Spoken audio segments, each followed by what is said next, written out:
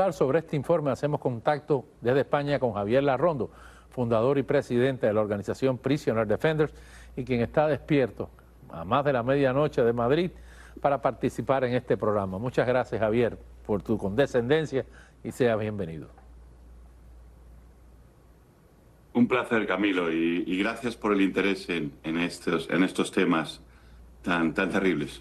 O sea que la realidad, según el informe que tú has presentado, es que ese ruido de que venía la liberación extraordinaria de muchísimos presos de conciencia no fue cierto al momento de seleccionar los presos liberados y al momento de detener a capricho puro la excarcelación de los mismos.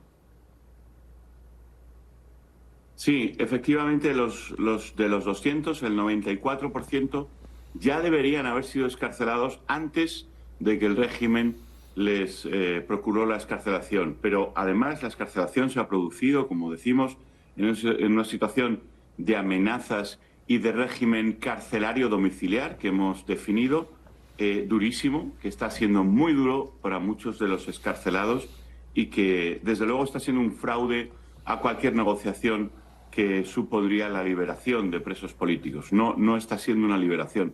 Pero además de esto, lo que hemos hecho es decir, bueno, vamos a estudiar los casos de los que aún siguen en prisión, y ahí es donde encontramos el mayor escándalo.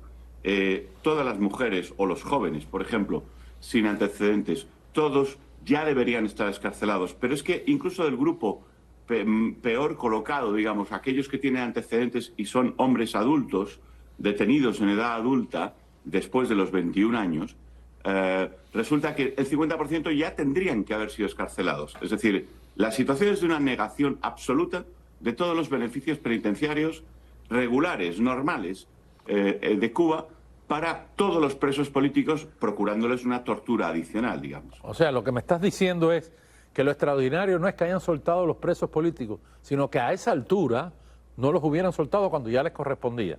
¿Es así? Estamos de acuerdo. Es exactamente la definición de lo que está pasando. La mayoría deberían estar ya excarcelados y el régimen lo vende como si fuera una supuesta liberación, que no lo es. Es un engaño absoluto, sí. Pero bueno, el engaño no le funcionó mucho porque lo que pretendían era crear un precedente para los Estados Unidos que no le pasó y automáticamente detuvieron esta excarcelación a goteo, a cuentagotas que estaban realizando. ¿Crees, en tu experiencia, que podrán recluir nuevamente a presos incómodos como José Daniel Ferrer, por ejemplo?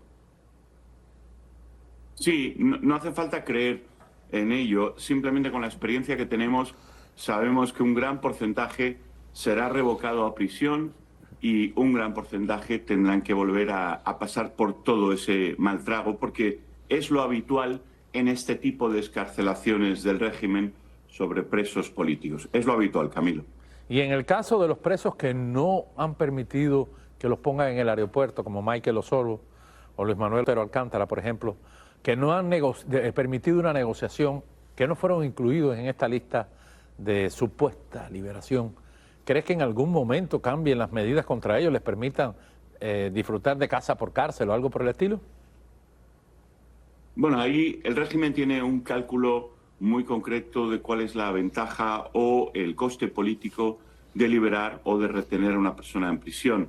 El caso de Michael y de Luis Manuel creo que son casos muy emblemáticos que a nivel internacional podrían impactar en el mundo del arte, por ejemplo, y otros, y a lo mejor el régimen está pensando que no debería soltarlos por el tremendo coste político que puede pagar en el caso de que Michael Osorbo, por ejemplo, vaya a recoger su Grammy, etcétera, etcétera, ¿no?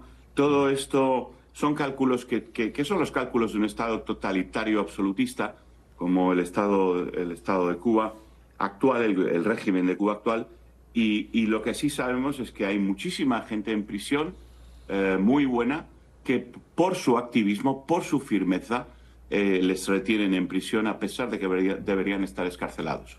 Bueno, y en estos cálculos el régimen tiene bastante experiencia, muchos años de experiencia. Oye, muchas gracias por estar con nosotros. Qué maravilla que te quedaste despierto para acompañarnos al borde del abismo. Perdónanos, pero es el horario que salimos al aire. Muchas gracias de cualquier forma por tu actividad y por tu condescendencia con el borde del abismo. Un placer. Estaba esperando que saliera el programa para poder verlo, Camilo. Un placer. Muchas gracias. Un abrazo.